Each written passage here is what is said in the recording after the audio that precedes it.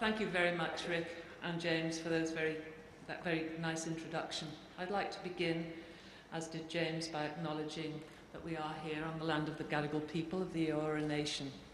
And I'd also like to acknowledge the many refugees who I've met here who've come to listen to me tonight. I think the refugees share a lot with the Indigenous people of this country in that they too have suffered from the dispossession of their land, the disruption of their culture, and abuse of human rights. When I was asked to provide a title for this lecture, it was back in November last year. So the title, Innocent Victims, Illegal Immigrants or Political Pawns, was something that I thought was relevant, but I had absolutely no idea how relevant it would be tonight when I make this presentation.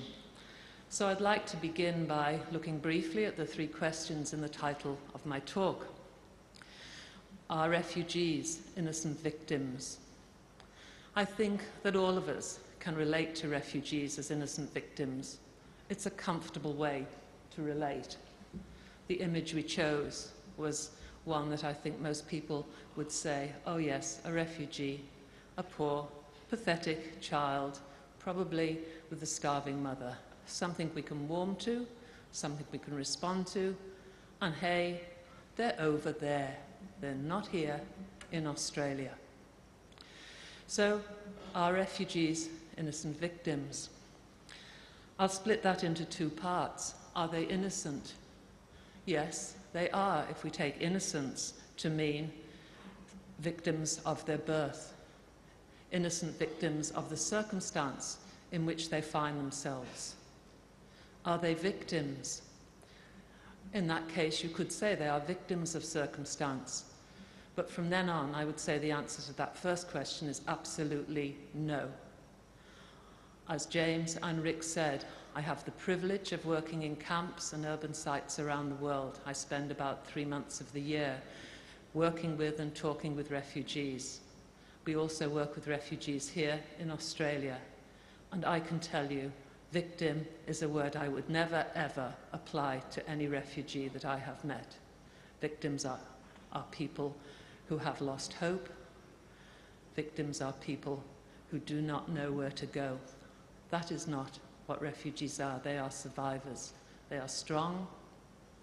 They have capacity to help themselves. They are just placed into circumstances which are so bad that most of us can't even dream about how bad they are. Are they illegal immigrants? The next question. The answer to that is categorically no. You cannot be a refugee and an illegal immigrant, full stop. If you are a refugee, it means that you are outside of your own country because you have suffered from persecution.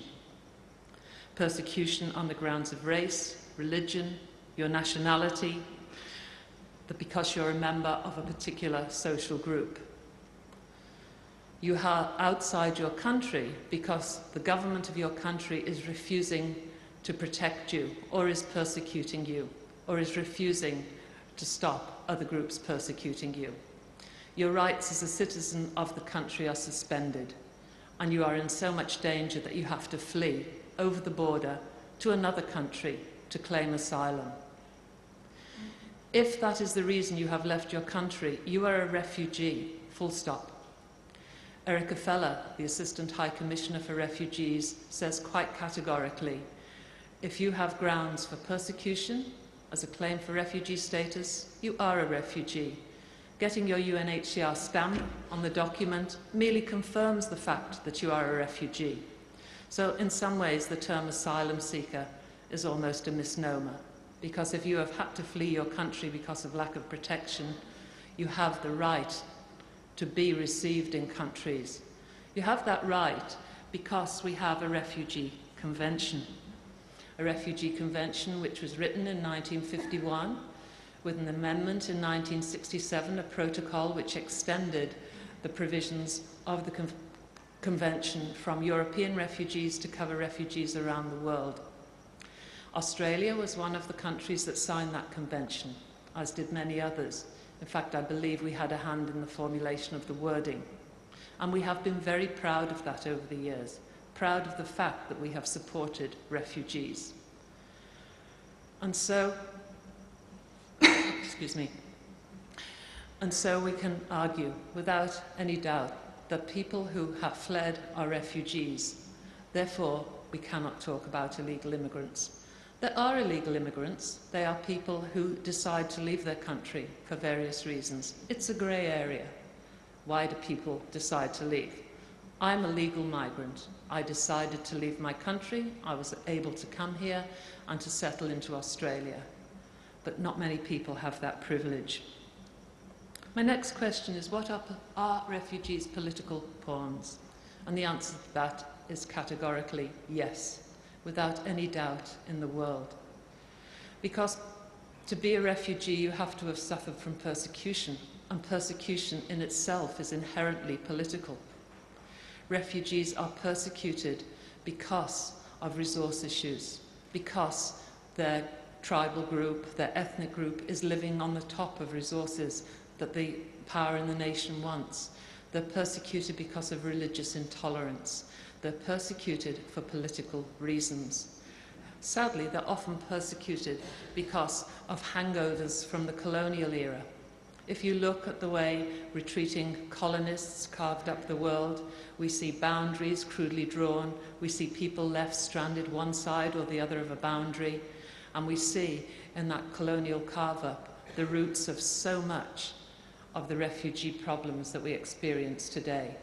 So yes, refugees are victims of political movement, of politicians' whims, of international politics. It doesn't just extend, though, to what happens when refugees are forced to flee their countries, because it's one thing for countries to decide that it would be a good idea to have a refugee convention. Fabulous. We have a refugee convention, and yes, we'll sign it, we'll ratify it. We will say that our country will respect this. It's very well in abstract, but what we're finding is increasingly that developing countries find it much more uncomfortable when the abstract becomes the reality, when refugees come to our shores and say, I've come to claim asylum. They have that right. They have that right because of the international law that is in place. And yet so often the developing world, including Australia, denies people that right to claim asylum here. And sadly we see, as was alluded to by Rick, that increasingly those refugees who come here to claim asylum are treated as pariahs. They're called illegal immigrants when they're not. They're called queue jumpers when there is no queue, as I'll discuss later.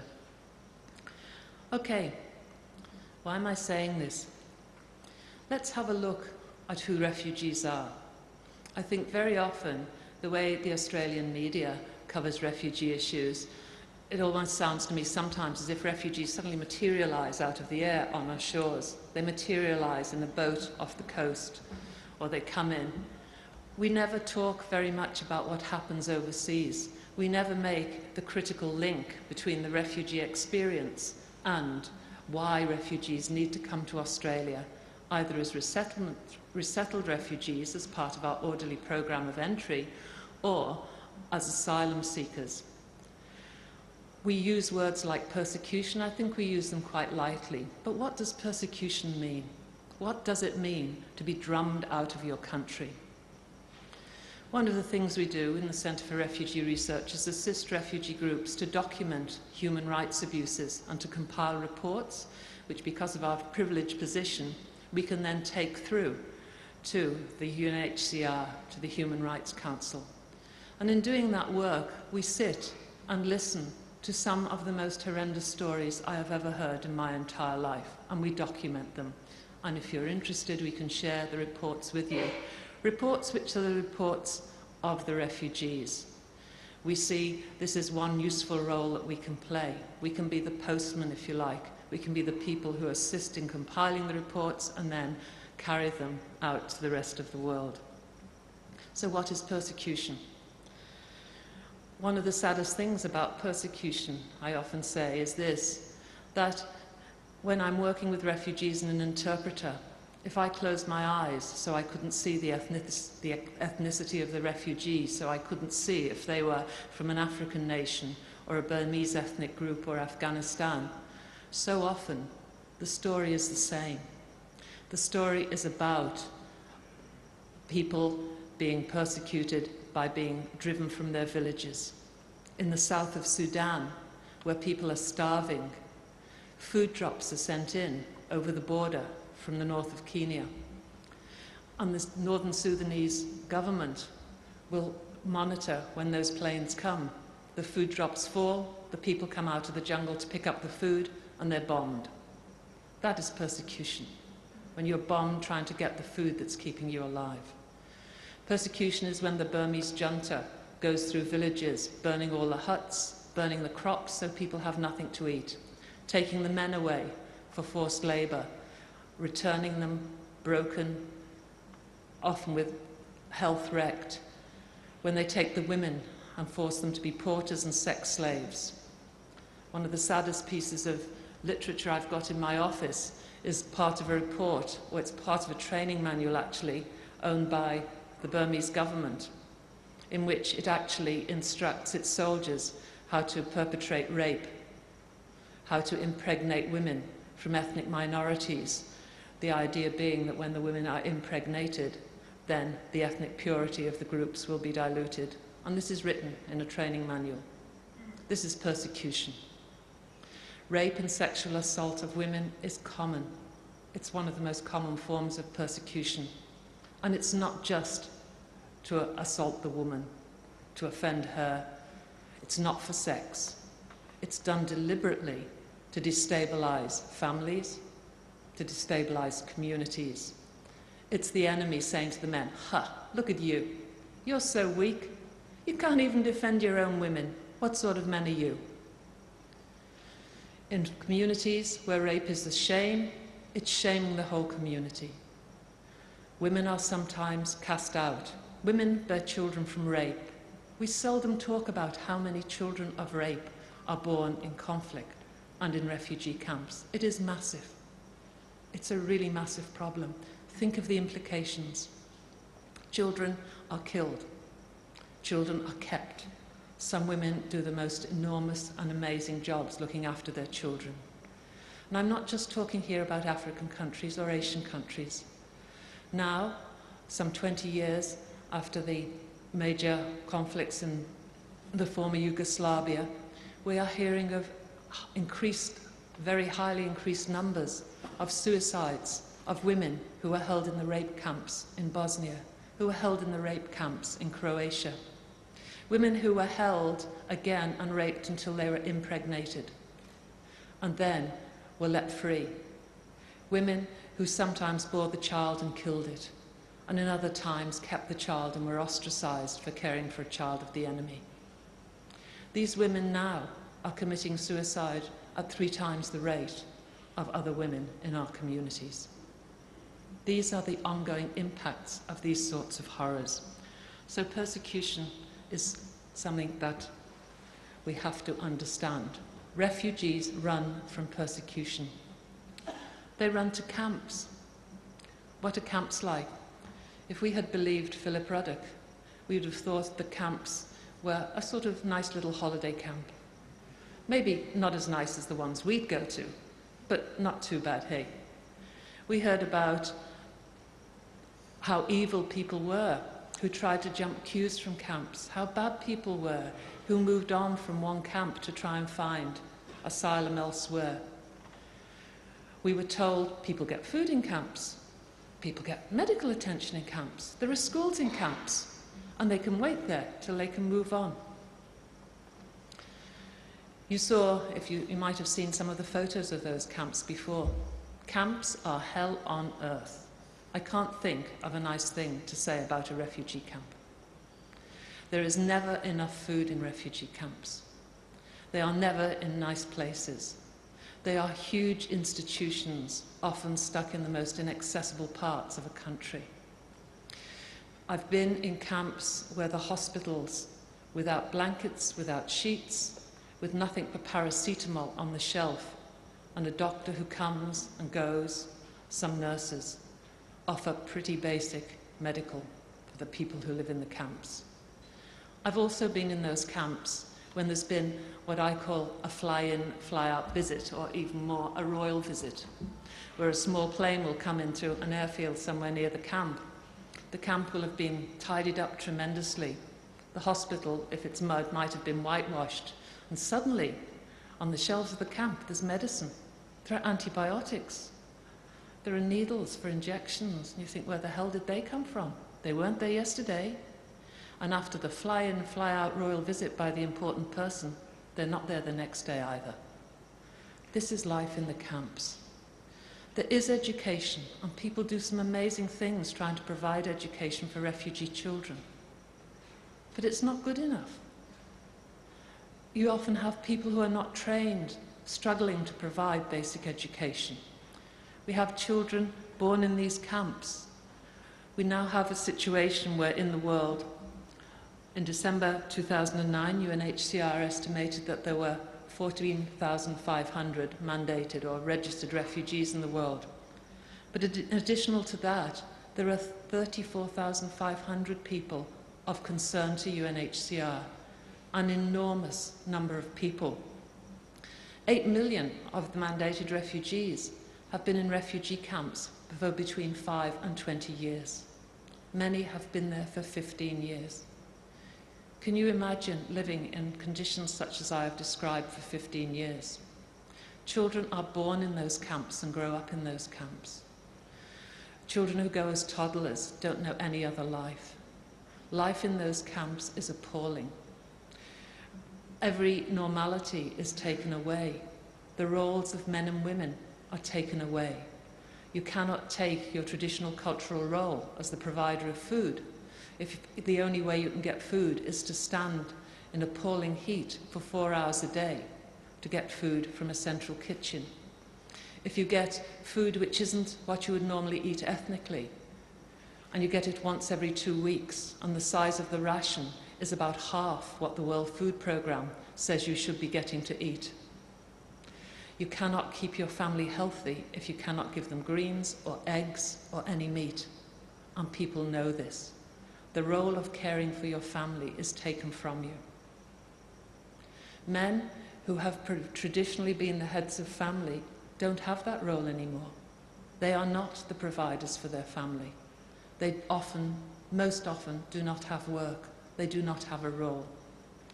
So that tensions rise in the camps. There's violence between factions. Very often, local populations do not like having the refugees there. There is tension between the local populations and the people in the camp. One of the worst aspects for me is the rape and sexual abuse of refugee women and girls and some young boys in camps. It is endemic. One of our research projects was looking at women at risk in refugee camps, and as part of that work we spent a lot of time going backwards and forwards to a camp called Kakuma in the north of Kenya. First time I went to that camp, I went to meet with the head of camp. He said, "Why are you here?" I told him. He said, "Women at risk?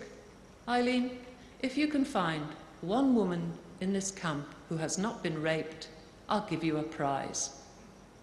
And so, if they've all been raped, do you want to resettle them all to Australia? I've got about 45,000 women here. Do you want to take them all?" It was a hard message, a very hard message. And it was out of that that Linda and I developed the heightened risk identification tool, because in fact we believe you can identify those most at risk. And the example I usually use to discuss this is, can you imagine 2 young girls in Kakuma camp, maybe 15, 16? They're both pack raped, a horrendous experience. They both become pregnant because of the rape. The family of one girl will say, "We don't care, this is our daughter. We're caring for her, the baby will be our child. Even if the community is disapproving, this is our girl and we're staying with her." Despite her horrendous experience, that girl is not at risk. The other girl mightn't have parents, or her parents might be forced by community pressure to reject her, to put her outside the thorn fence, to put her onto Prostitutes Row, where the only way she can raise enough money to buy a tiny bit of oil, an occasional egg, is to sell her body, because her body is the only thing she has to sell. And this, again, is the reality in camps. Not all refugees live in camps. In fact, increasingly, refugees live in urban situations. I think the balance has swung. We've got more refugees in urban situations now than in camps. And we also work in several refugee sites. Some of our projects that we run are in refugee sites in urban areas. Urban areas are just as hard on refugees, because refugees don't have rights. They don't have citizenship. They don't have access to their civil and political rights, never mind their economic and their social rights. They don't have access to the law, so people can exploit them, can rape them, can beat them with impunity, and they do. People survive. The amazing thing, as I said at the beginning, and the thing that keeps me going back and will keep me going back till I retire, is the incredible resilience, the strength, the courage of the people who live through all of this. They survive it all, and they keep their families together, and they keep their communities together, and they keep their culture alive, and they live for a future. I look at them sometimes in such amazement. I think if it was me, I'd just curl up in the corner and I'd die. 4 weeks in a camp, and I am absolutely so stressed, and those people have been 14 years in a camp. It is amazing. But the situation in the urban areas also has to be addressed, because it's not just what's happening in the camps, it's different again. 2 years ago, I was in Cairo. There's a huge refugee population in Cairo, both registered and unregistered, and an estimated 2 million people from the north of Africa and Iraq. I was working with a group of men because the women had complained about domestic violence. They complained about the hardship of their life, and the women there had asked us to do some work with the men. So I started a training session with the men, looking at what was happening there. And they talked about this and that, and quite abstractly. And so on the second morning, I threw in a question. I said, I do hear, and the women tell me, that there's a lot of women who have to engage in survival sex to support themselves here. Is that the case? What do you think of that? And at first there was, oh, no, not in our community. No survival sex here. I'm always glad I've got white hair. I said, oh, come on, I'm an elder. I know it happens, let's talk about it. So then we talk about it a bit. Okay, yes, there's some terrible, evil women in our community who are prostitutes, and they work as prostitutes, and they bring shame on the whole community, and we think they should be put in prison. Great, Okay, is this really the case? Come on, let's talk about this. Why are they working as prostitutes? Why are the women in your community doing this? Are they intrinsically bad women? Is your community intrinsically immoral? I really challenge people to talk about this. And suddenly, in the middle of this very heated debate, one of the men started crying. Huge man, started crying. I watched him for a minute and I said, do you want to tell me why you're crying? He said, yes. Can you imagine what it's like when you're sitting down at night to eat your dinner and you're watching your children eat the dinner, and you know that the only reason your family is eating is because your wife works as a prostitute, or because your wife works as a housemaid, and every single day the man of the house and the sons of the house rape her. And you know if you stop her doing it, you and your children will starve to death. That's why I'm crying. That is what it's like for so many men here. Can you imagine it?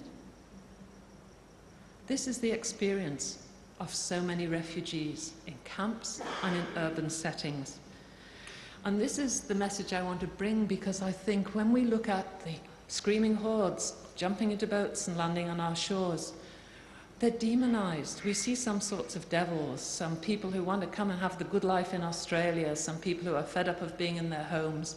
We don't see people who have experienced years and years and years of life in camps, of persecution before camps, of horrendous journeys. We don't know, we don't talk about it, we're not told. The people who come to Australia and claim asylum are desperate people. It is a last resort. There is absolutely no doubt about that. Do people want to come to Australia? Are there really 35 million persons of concern, desperately now scurrying across Asia, scurrying to Indonesia, saving up money to jump on that huge lot of boats to get to Australia? And where are we going to put 35 million people when they get here? It's so ridiculous. It's just not true. If we took a helicopter around the shores of Indonesia, we would find it wasn't lined with asylum seekers desperately trying to get here. Though there are some, and they are the people who just cannot stand it in the camps anymore. Over the years, we've been told over and over, oh, they all want to resettle.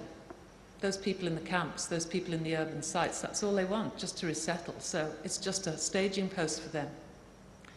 And yet we've talked. I've been in this field now for 40 years.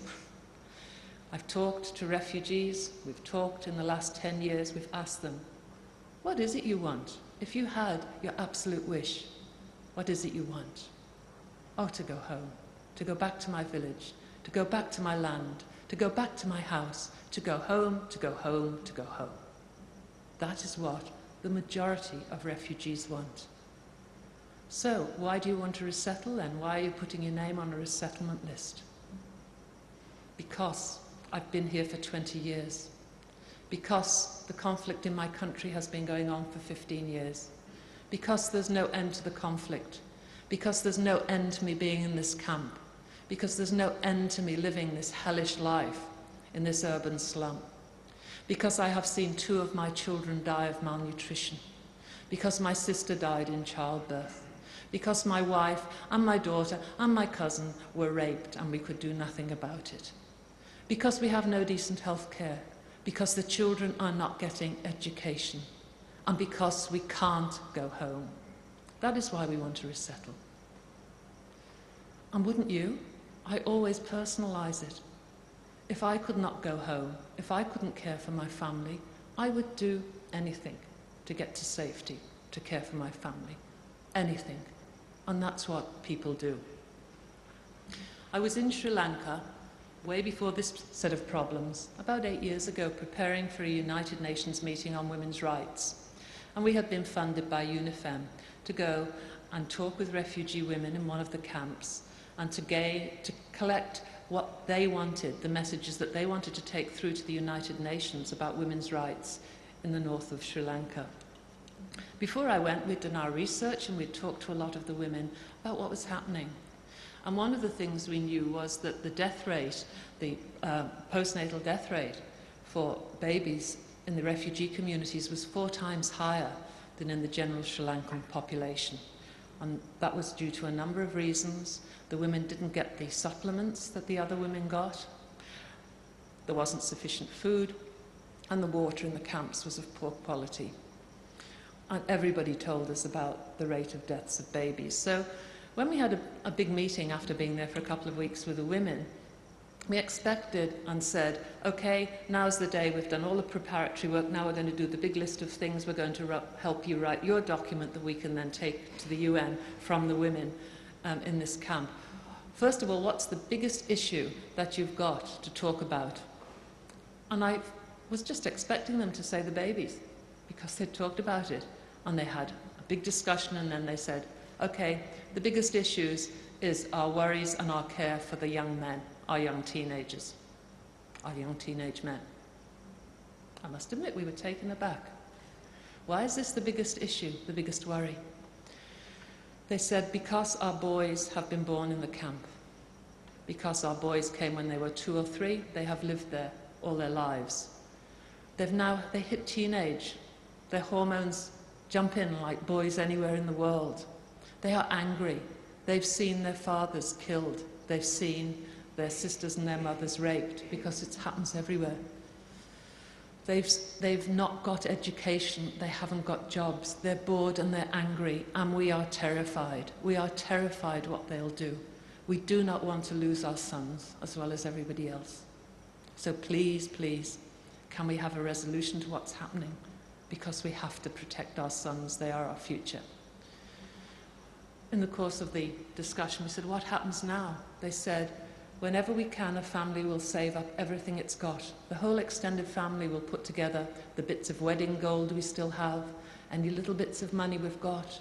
The women will sell their best clothes, anything. And a family will collect the money to send one boy with a people smuggler. I said, to Australia? Oh, we don't know, they said. Just somewhere. Somewhere where there might be a hope for that boy to have a life for himself, and just might be a hope where he can earn some money and send some back, where there just might be a hope where eventually we might be able to join him. I can't argue with that personally. These are a lot of the young people who are coming now on boats, people who whole communities put their faith in. I said to the women, how often does it work? How often do the young men get to Australia? Oh, they said, about half of them come back and then they're put in prison. About half of them we never hear from again. We think they drown. But a quarter get through. A quarter get through. And is it worth it? They said, anything is better than keeping them here. And these are the sorts of reasons why people use people smugglers. They use them because they're desperate. They use them because there is no other way. Australia has a very proud record as a country of resettlement. We resettle people. We resettle each year about 13,000 people, half of them mandated refugees and half of them on a special humanitarian program. This is the basis of the fable queue, the queue of people, the queue that refugees should get into. We bring 13,000 people. Internationally, developed countries resettle about 76,000 people each year. There are 45 million people of concern to UNHCR. There are 11.5 million, was it 11 or 14 million refugees, and we have 76,000 places a year for resettlement. It is never going to be the answer, and there is no queue. A senior UNHCR official describes it as a lottery, not a queue. If you are lucky enough to get your name on that list, you are very, very lucky. A UNHCR official in Sri Lanka, in desperation, said, queue? Queue? There's not even a bloody table in this office, never mind a queue. So this whole notion of there being a queue of an orderly procession is a joke. And again, people know that. 95,000 people sitting in Kakuma in 45 degrees of heat know that only 5,000 a year, if they're lucky, will get out on the resettlement. And there are more than 5,000 a year coming into the camp, fleeing from the persecution over in Sudan. Even now, people are coming over. Okay, I could tell you stories and make you cry all night. But we do have to look forward. What can we do about this? Something has to be done. The obvious answer is world peace, but sadly that's beyond even Rick's remit. It would be good, but I don't know what we're going to do, because we have a situation where there are refugees, many refugees, and where the number is swelling, or where the people of concern is swelling. We don't have any easy answers. There are three durable solutions, one of which is to go back home when it's safe, but so often safety is a chimera. We have local integration. We're asking the poorest countries in the world to settle millions of additional people.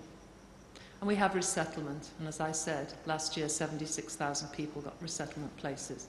So what are we going to do?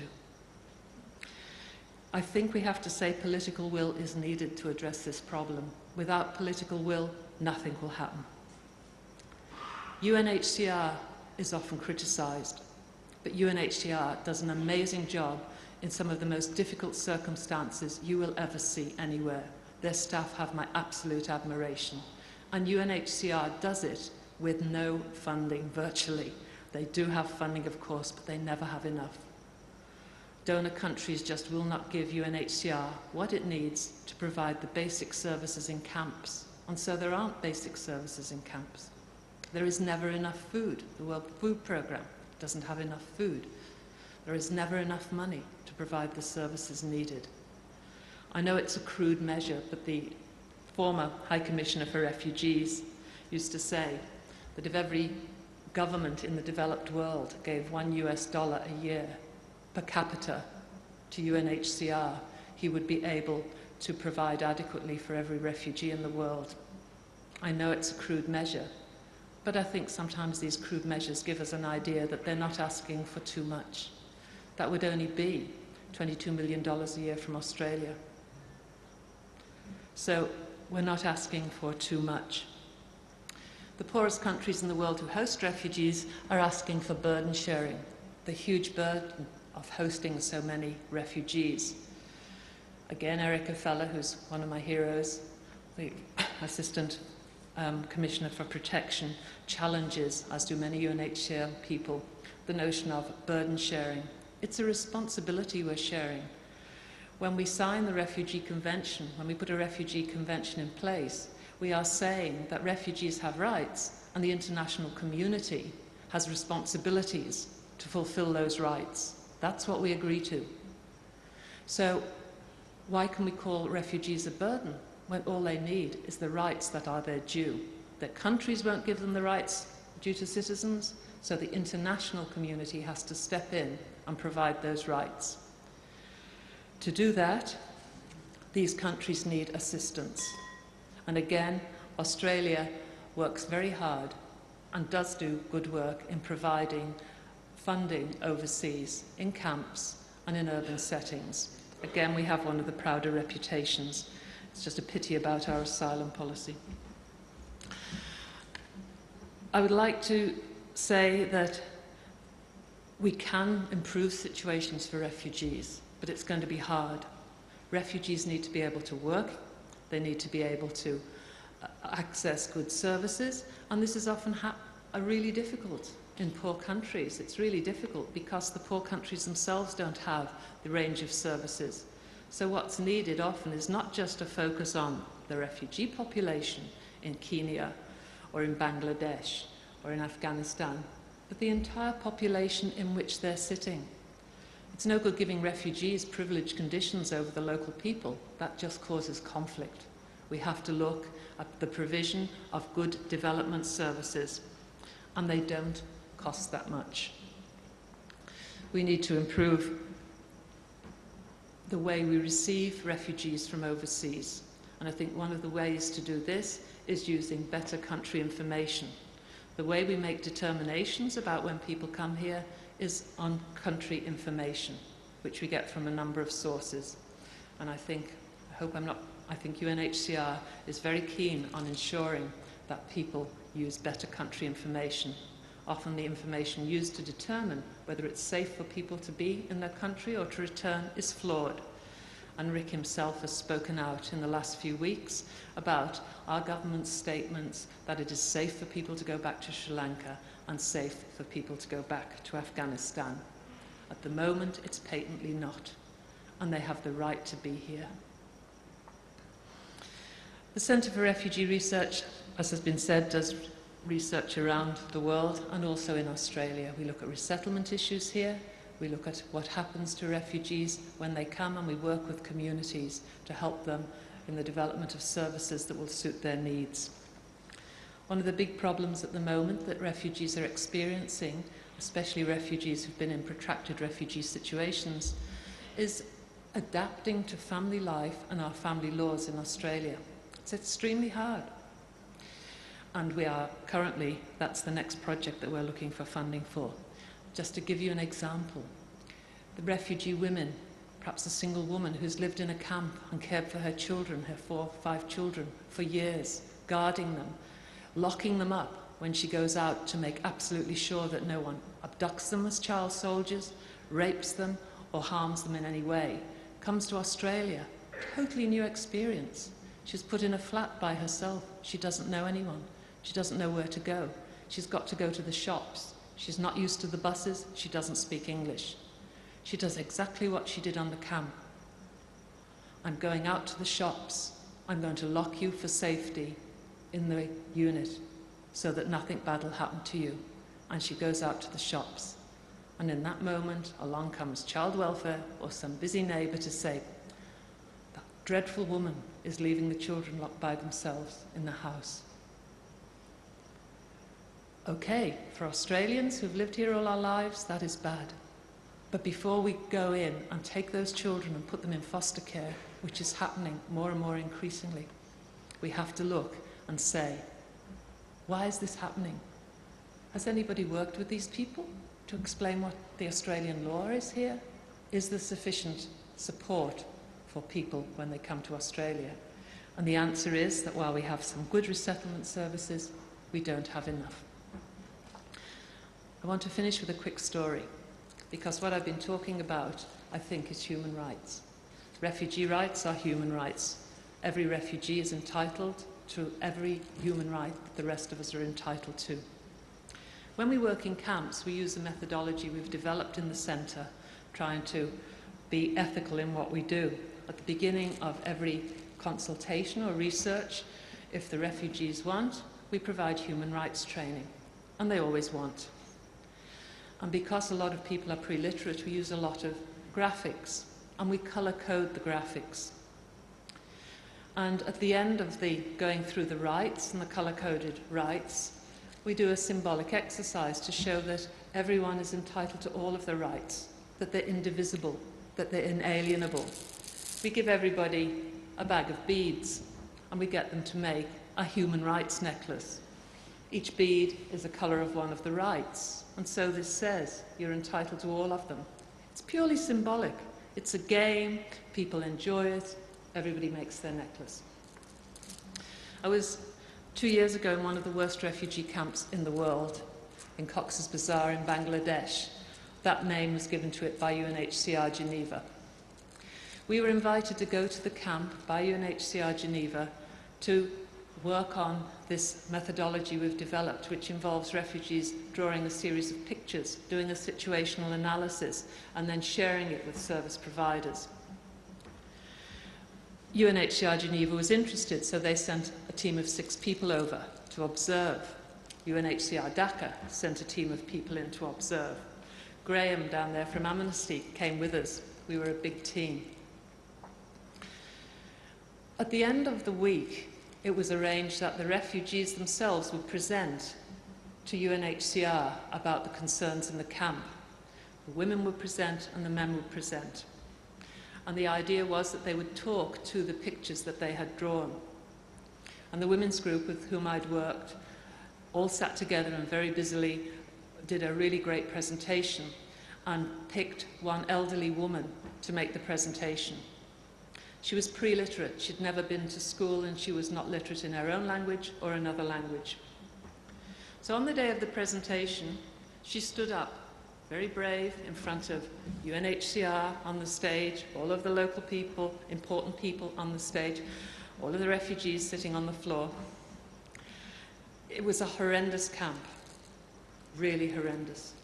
It was very poor. There was child prostitution being run in the camp by a crime ring. The rations were being stolen. Just about everyone had malnutrition. So this elderly woman stood up to talk to her stories. She had a very dirty, dusty black burqa on, because there's very little water there and because they've got no nice burqas to put on to make a presentation.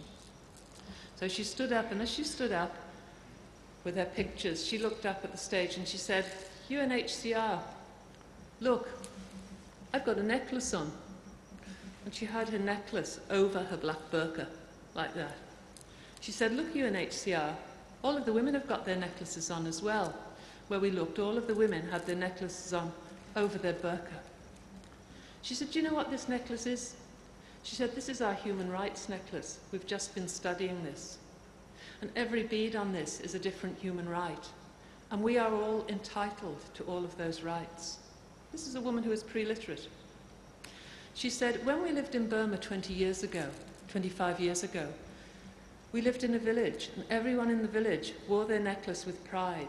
Every one of us, the men, the women, the children, all wore their necklace.